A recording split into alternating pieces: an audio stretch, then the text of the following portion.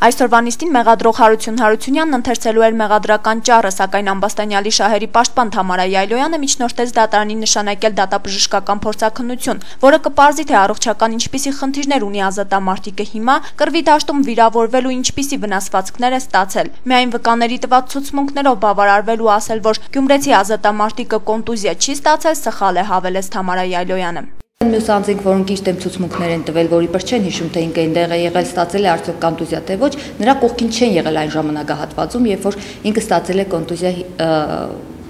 տեսակի վնասվածքը։ Եվ բացի դրանից նաև շահագրգռվածություն ունեն որոշակի ձևով նրա դեմ ցուցմունքներ տալու, քանի որ ըստ պաշտպանյալի նրանք իրենք իսկ չեն մասնակցել այդ մարտական գործողություններին։ Անգելը Մերկոնյան ավետի խելքին իրակ գործ են տվել, այսինքն կուզեն բացահայտել կեղծարաններին, ընկել են 4 տարվա կրված մարդու ետևից։ Մի ամսվա կրվածին չի կասկածի, որ թիկունքում եղել կարտոշկա է դեպ չէ, կամ պասուն է, աման է նամաց է, տոքկանի մարդիկ զենք են վերցրել, հետս դիրքեր են բոյեր են ելել։ Այդ հասկազով եկե կարտոլ կմադրի։ Դատավոր Մարտին Սարոյանը հեռացավ խորհրդակցական սենյակ որոշում կայացնելու, բավարարել փաստաբանի կողմից ներկայացված միջնորդությունը, թե ոչ։ Այդ ընթացքում Ամբաստանյալն ընթացող դատաքննության վերաբերյալ իր դժգոհությունները ներկայացրեց։ Ըստ նրա իր դեմ հարուցված քրեական գործը հիմնազուրկ է։ Ես պահանջում եմ պաշտպանության նախարարությունից անպայման ներկայացուցիչ կար։ Թե չեսիկան հիմն տրել է 5 տիրան չել հասկնա հունգը մեղադրել է։ Ուզիկ ստիպես վարես վերցել է բոլոր կյանք են տրել։ Բացահայտված գործունեության հասկանի դեմ վարես վերցել է մեր տան նստի։ Դուզիկ ուզես նստել ես նստի։ Այդքան տաղավարը խոսքսին։ Դրագոմերին հարցում։ Դրագոմերը իմանա։ Լավ գործով չես գնա բացահայտել դրա համար պաշտոն Կրգիզստանից վարես վերցել։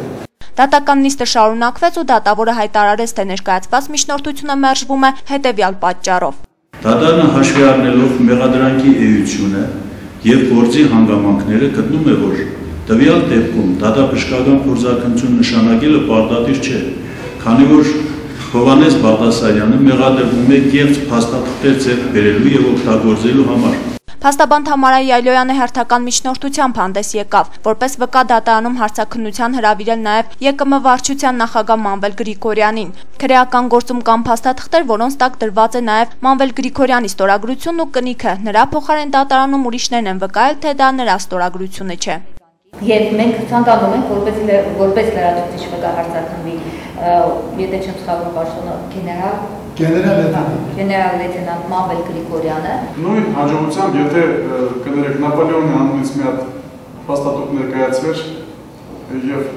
դրա վրա դրված էր Բաղդասարյանի ստորագրությունը, մենք պետք է կանչեինք Նապոլեոնին։ Իսկ եթե անհրաժեշտ է, այո, Նապոլեոնին է պետք է բերվի, եթե անհրաժեշտ է։ Սակայն փաստաբանի այս միջնորդությունը դատարանը չբավարարեց, գտնելով, որ Մանվել Գրիգորյանին դատարան հրավիրելու կարիք չկա, ինչը հարուցեց նաև ազատամարտիկի դժգոհությունը։